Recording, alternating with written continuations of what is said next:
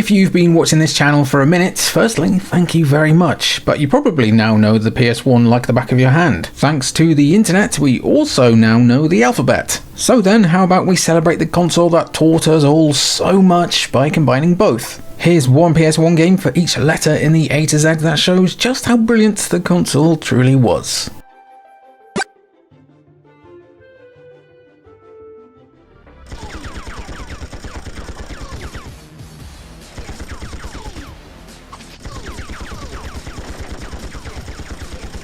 Oh yeah, it's an unexpected bonus numbers round. It can be a little tricky granted sometimes with games, but if there's a 007 game in the library, you're golden. Aye? Now 007 Tomorrow Never Dies had a lot to live up to compared to its predecessor, and we mean both the video game and the films, but Tomorrow Never Dies on the PS1 probably did the smartest thing possible by trying to be as little like GoldenEye as it could. Unfortunately though, it took them so long to finish Tomorrow Never Dies on PS1 that it launched the same month as The World Is Not Enough. Pretty wild. Switching things back to third person and having some pretty big environments to run about in, the game itself follows the plot of the film, albeit with more shootouts and stealth segments sprinkled throughout, along with the occasional enjoyable set piece. Sure, it might not be better than GoldenEye, but for an A to Z of the PS1, you could have worse starts than 007 Tomorrow Never Dies. Also, shout out to certified street classic 40 Winks.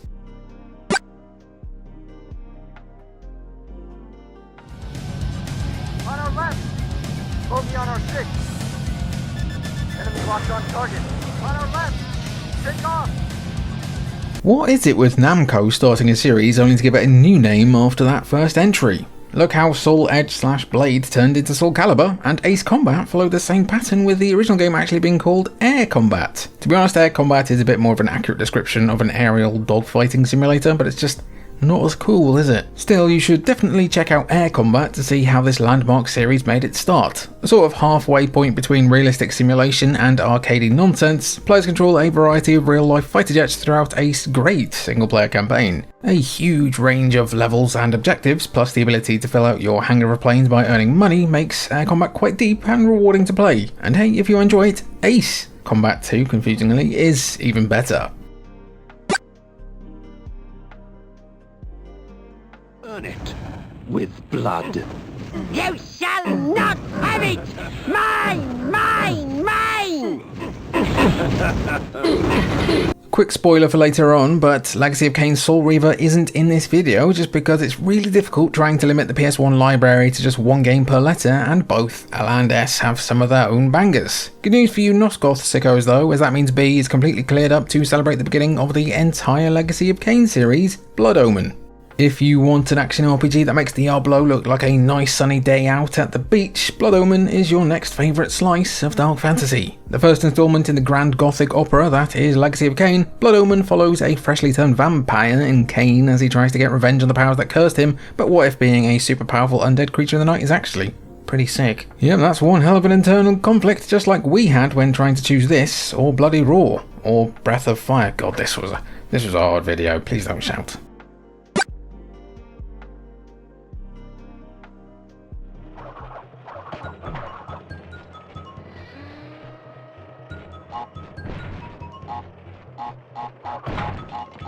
It couldn't be anything else for the letter C on PS1 than Crash Bandicoot, could it? Really? I mean, well, maybe Castlevania Symphony of the Night, but Alucard didn't make jorts cool, did he? Without a doubt the most recognisable platformer on the entire console, and arguably the most recognisable game in general, Crash Bandicoot launched both Naughty Dog and the orangey red marsupial into a household name practically overnight, and while the follow-up releases upped the ante on gimmicks, Crash 1 feels like a brilliant mix of challenging and fun. Well, it does have some balancing problems, sure, but this is where the pain began for millions of PS1 fans. The start of Crash's eternal battle with Dr. Neo Cortex, Crash Bandicoot 1 has you platforming through dozens of increasingly difficult levels, jumping on crates and dodging hazards while hoping your cortisol levels don't spike too high. All three PS1 Crash games are fantastic, and Crash Team Racing is a lot of fun too, so you've got a ton of entertainment with just C alone. Crash Bash, it's alright.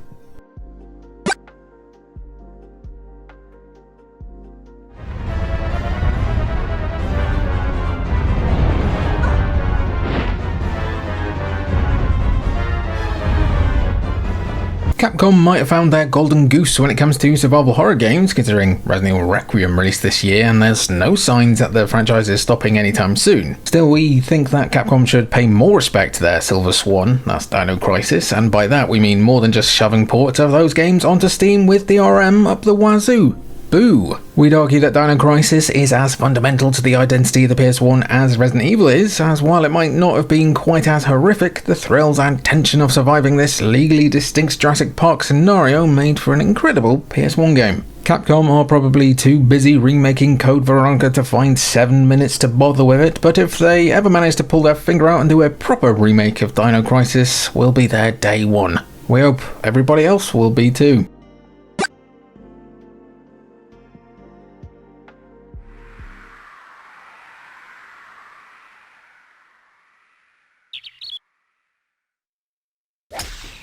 A benefit we found in undertaking this A to Z constraint is that for a couple of letters we had the opportunity to spotlight games that might not be top 50 material but also are too well known to be hidden gems. Enter Everybody's Golf, or Hotshots Golf if you're from another region. Golf and video games had a long-standing relationship already, but Everybody's Golf felt like a concerted effort to maximise accessibility and fun without sacrificing challenge. The game that perfected the 3-click swing method of golf games, Everybody's Golf was simple. You lined up your shot, you tapped X to swing, tapped again to set your power, and tapped one last time for accuracy. Depending on your character or gear, you might be able to hit further, albeit with a more risky final clicks, so it becomes a risk-reward scenario across 18 holes. Fantastic stuff that just hasn't quite been replicated in the modern day. Shame.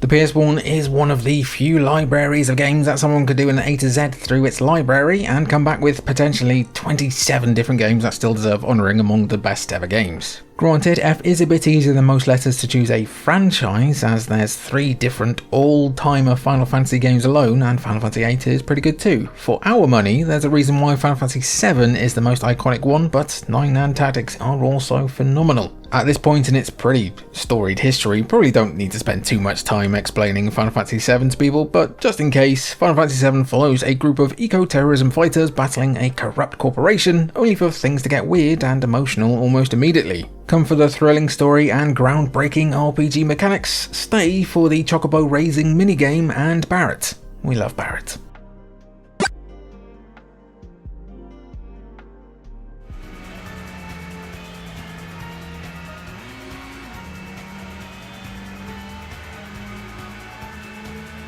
Yeah, gotta be honest, G was not the hardest pick in this video. It's probably one of the easiest ones, really. I mean, essentially the choice came down to either Grand Theft Auto or Gran Turismo, and while GTA on the PS1 was fairly beloved, the series really came into its element on the PS2. G-Police also had an outside shot. Meanwhile, Gran Turismo is basically a core pillar of the PS1's library that deserves to be mentioned here and everywhere for just how much it changed racing games forever. Polyphony Digital's simulation racing masterpiece, Gran Turismo offers hundreds of cars and dozens of tracks to become a proper racing star. It's a car game for car lovers with excellent gameplay and great graphics for the time, cementing itself as Sony's premier racing game series. Gran Turismo 2 is also a worthy alternative considering it throws mountains of additional content at the formula, but that original game is a purer experience. Like you real good.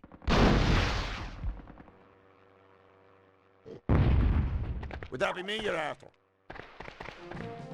Worms might have held a monopoly on the turn-based multiplayer deathmatch genre for the longest time, but that doesn't mean that the PS1 didn't offer its own equally British take on the formula. That is, of course, Hogs of War. Now, we'll be the first to admit that it's not the greatest game on the PS1, but it does have voice work by legendary Rick Mail, and we already used Hotshots Golf through Everybody's Golf, so it's getting the nod here. Also, barely ever mentioned it on the channel ever, I think, maybe second time? Controlling anthropomorphic pigs during what appears to be the First World War, you engage in a campaign of war against other nations by controlling pigs and having them fire over the weapons against the enemy. It is silly stuff, but the PS1's whole library feels like it's based on those random and weird games someone you know had in their library that they let you play. For us Brits, we all knew someone with Hogs of War. If you're American, just slap Harmfield Park or Hooters Road Trip in here instead if you want.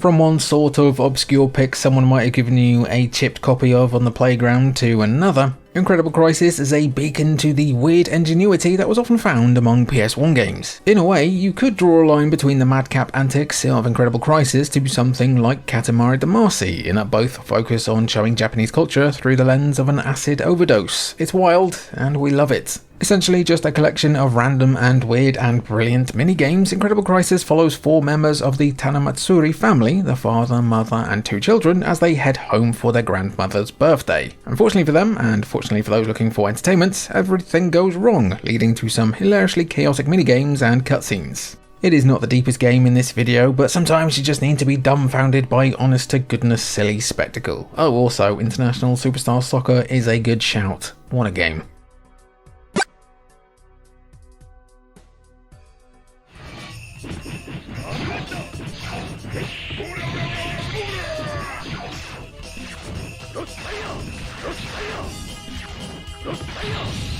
Admittedly, J happened to be one of the more difficult letters in the alphabet for the PS1, as while there are a good selection of games with the letter J, not many of them are really considered must-play alongside others mentioned here. We like Jersey Devil as much as the next retro YouTube channel, but it's not perfect, is it? But we're just defaulting to an old favourite with the PS1 port of a beloved Capcom fighting game, JoJo's Bizarre Adventure, because it is a miracle port. Reset the JoJo mention counter though, it's pretty much always at 0. An amalgamation of 2 versions of JoJo that released in arcades, JJBV for the PS1 included all the recognisable characters you would expect, with only a slight knock on the presentation of the stands themselves. It's more about what this port gained though, considering Capcom threw in the exclusive Super Story mode that retold the entire Stardust Crusaders arc, complete with unique levels and gameplay. For fans it's unmissable, but for everyone else, well, consider it a crash course in the nonsense that is JoJo.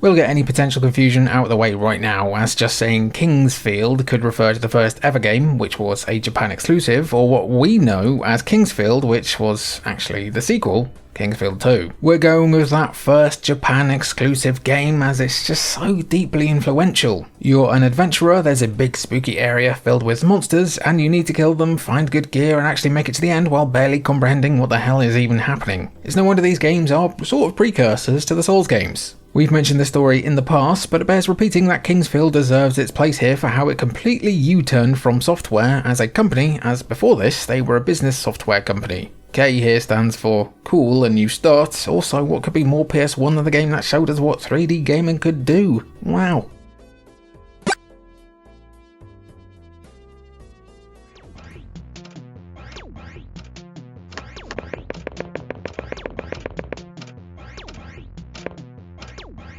L is probably the most contentious entry in... There was, of course, a Legacy of Kain, but so many games also started with the word Legend on PS1. Between The Legend of Legaia and The Legend of Dragoon, you've got 2 excellent RPGs to choose from already. Throw in Luna and its sequel and you'll be hard pressed to find the definitive winner among them. But we don't want to overdo the RPGs and actually want to highlight just how varied the PS1 truly was, so we're going for the alternative pick instead.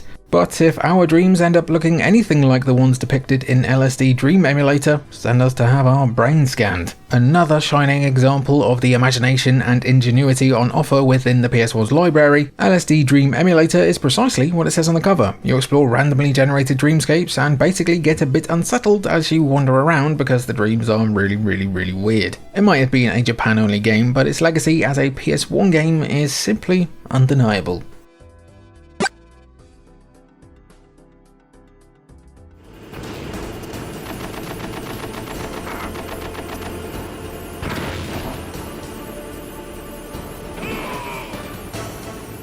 Listen, there just couldn't be any other choice for the letter M than Metal Gear Solid. Marvel vs. Capcom, Medieval and Medal of Honor have all become a core part of the PS1's identity, sure, but Metal Gear Solid is the PS1, just like Crash Bandicoot. The PS1 might not have been as successful without MGS, and it's proven already that Metal Gear wasn't as successful before the PS1. The two are intrinsically linked, making Metal Gear Solid an essential part of the PS1's A to Z list. The continuation of Metal Gear and Metal Gear 2, MGS once again follows Solid Snake as he deals with terrorists taking over a remote military base, only to watch hours of cutscenes in between gunfights and stealth sections. And also he gets weed on by wolves. It's absolutely brilliant, and moments like fighting Psycho Mantis and having him read your memory card counts among the greatest moments in gaming ever. Simply a must-play game, no excuses.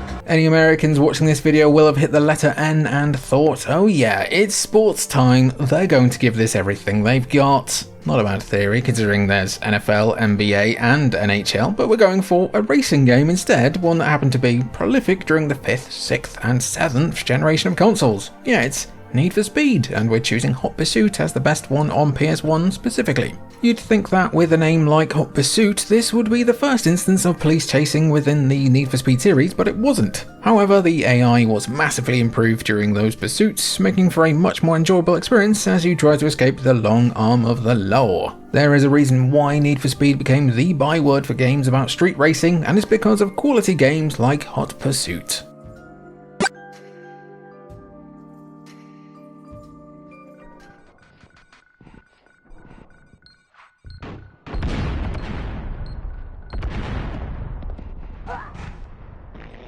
Crash Bandicoot might be the most iconic 3D platformer on the PS1, but if you want 2D platforming, you're looking at Oddworld Abe's Odyssey. A puzzle platformer in a similar vein to those old school cinematic platformers like Out of This World, Oddworld is also filled with absurd and sarcastic humour that'll ensure you're entertained throughout, even as you have to stop a bunch of Mudokons from killing themselves on hazards like a bunch of depressed lemmings. Oddworld follows lead character Abe, a slave at the Rupture Farms meat processing factory, who's decided that the subjugation of both him and the rest of the Mudokon people is just not bloody cricket. Time for some liberation. Of course, it helps that Abe overheard someone talking about using the Mudokons for a new product, so let's get out while the getting's good. The game has an amazing dark vibe that still lands today, but its remake didn't quite capture the same feel. Also, games need more fart button.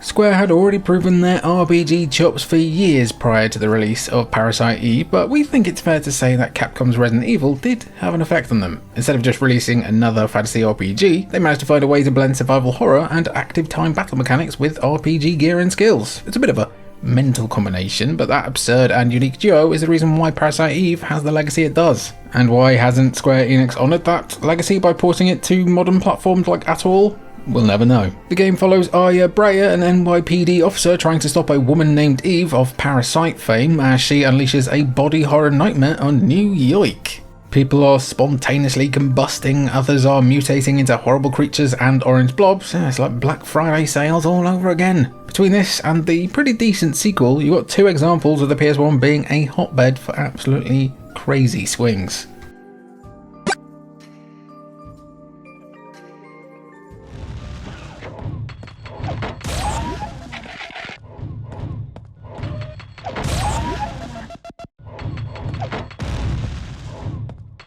By all rights, Quake 2 is a game that shouldn't have worked on the PS1 thanks to the technical limitations compared to PC. In fact, Quake 2 couldn't exist on the PS1, at least in its completed form, so it's left to software team Hammerhead to turn id Software's masterpiece of a shooter into a competent console FPS. Somehow they managed to knock it out of the park with some minor, medium-sized concessions of course. Still, it is a miracle of a port.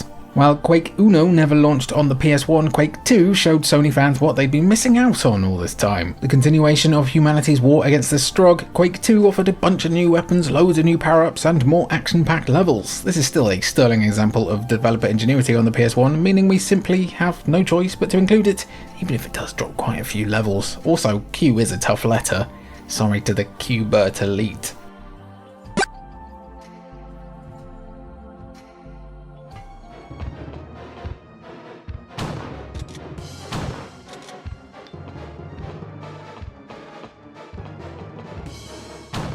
We are now entering a 3-letter streak of games where the answer is pretty obvious. R4, Ridge Racer Type 4, Rayman, and even Rugrats in Paris the Movie are all worthy contenders for the letter R, but it was always going to be Resident Evil. Capcom's landmark title might not have been the first ever example of a survival horror game, considering, it was heavily inspired by Capcom's own Sweet Home, but the genre simply wouldn't be the same without it, or its awful director's cut basement music.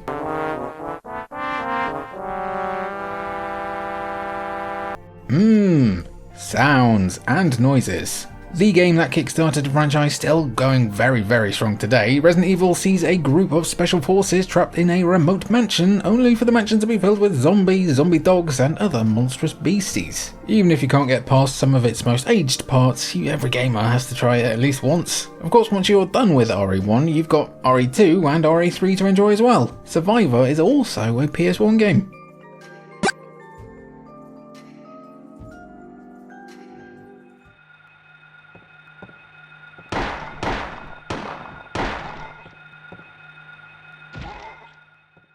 S is another letter that's pretty competitive, but if you're really honest with yourself, the answer is kinda clear. Siphon Filter would be a worthy alternative, along with Soul Blade and both Spider-Man games, but no, the answer is Silent Hill. Spyro fans, do not set me on fire. If Capcom pioneered the survival horror genre with Resident Evil, Konami decided to reinvent the wheel by offering an experience for those in the world who just feel like there isn't enough suffering and misery in the world. Yay. A grim story with awkward and clumsy combat that's designed to make you feel a lack of control and fear, Silent Hill is a masterclass in making the player just feel very uncomfortable. Playing as Harry Mason, you arrive in Silent Hill after a car crash hoping to find your adoptive daughter, only to find mutants, an otherworld, and weird cults. This isn't a fun game by any means, but for any true horror fan, this is a simply necessary piece of media.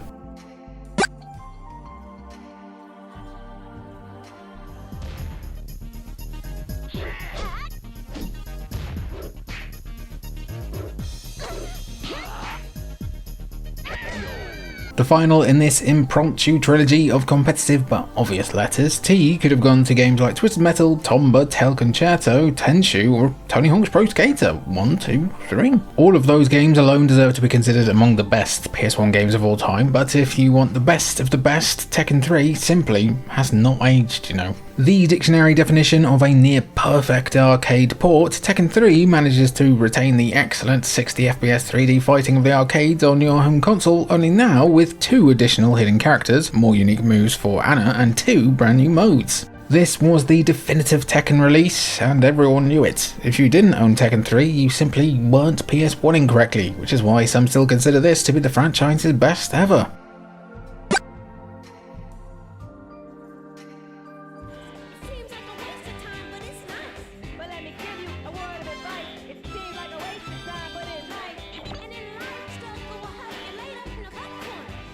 Now this is where we have to issue a bit of a late apology. You might have noticed during the letter P section that we gave it to Parasite Eve when Chill Guy Parappa the Rapper was just standing right there. Now we've reached the part of the alphabet where this whole A to Z idea starts getting a bit hairy, and so in comes underappreciated Parappa spin-off / follow-up Jamalami to ensure that we don't forget about Parappa the Rapper the way bloody Sony has.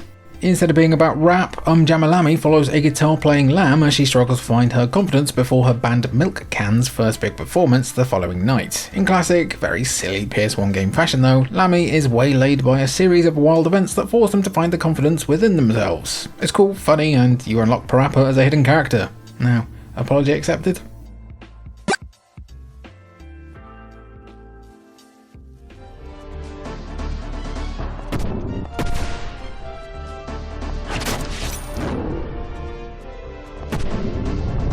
Despite its advanced placement in the alphabet, V is a decently competitive letter for this PS1 A to Z. Between Valkyrie Profile, Vib Ribbon, and V Rally, you've got some good contenders among the rest of these games. Still, the correct answer is another Square game that we're shocked they haven't ported to every platform under the sun at this point, which is Vagrant Story. It has been 5 minutes since we mentioned it, give us a break. Seriously, if Square put Parasite Eve and Vagrant Story together in some kind of HD PS1 classic port bundle, they'll sell billions, probably. Set in Ivalice, the background for both Final Fantasy Tactics and Final Fantasy XII, Vagrant Story follows Ashley Riot as he travels to the ruined city of Leomonde to investigate the link between a cult and a murdered duke. A duke he was framed for murdering, by the way. Time to dive into this daunting dungeon and find some answers while making some sick equipment and listening to Shakespearean dialogue along the way.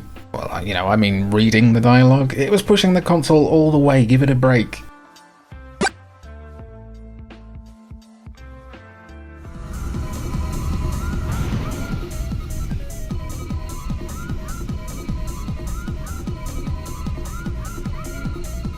The depths of the PS1's library are so vast that even when we get to W, there's still a good few contenders that deserve at least a passing mention. WWF SmackDown 2 Know Your Role is a multiplayer all-star, while Warcraft 2 The Dark Saga managed to effectively bring strategy gameplay to console. That was apparently my first time ever seeing the word dark there, the Dark Saga. Despite that though, this is another obvious answer because who grew up with a PS1 and didn't at least play a few laps of Wipeout?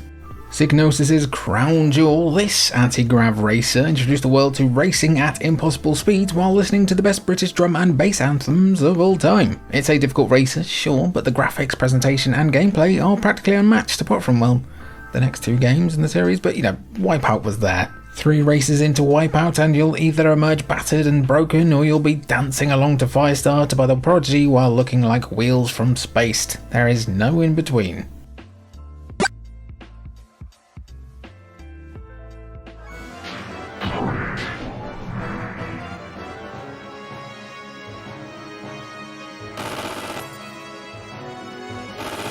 Now we've really reached the most difficult portion of the alphabet because the rules tend to be that if you don't care about X-Men with these things, you're screwed. Thankfully for us though, Xenogears exists, offering players one of the most ambitious and frankly convoluted plots in RPGs. I mean, the game was so ambitious that in order for it to make a deadline, the majority of the back half of the game is told through cutscenes.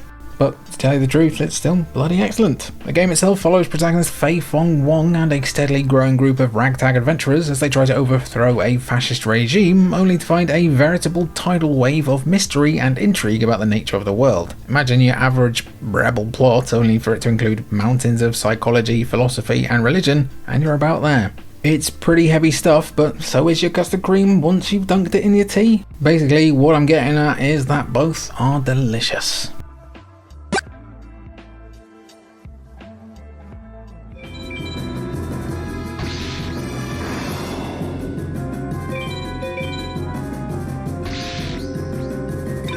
If nobody got me during this whole alphabet video, I know that Yu-Gi-Oh got me. Without it, Y would have had to have gone to something like Yakinikibugyu, a Japan-only promotional tie-in to the very real Gyugaku restaurant chain, where you have to serve barbecued meat to paying customers. It's neat, but instead let's focus on a digital version of a children's card game, as Yu-Gi-Oh! Forbidden Memories might just be the best iteration of Egyptian card battling there's ever been. Loosely based on the anime and manga that we all know and love and sort of understand, Forbidden Memories focuses more on the pharaoh and his time in Egypt rather than modern day, though we still get some classic Yugi dueling too. It's the same card game you know from the anime, but probably never played in real life, and we love it. At least with this version, we're not priced out of buying trading cards by opportunistic tossers.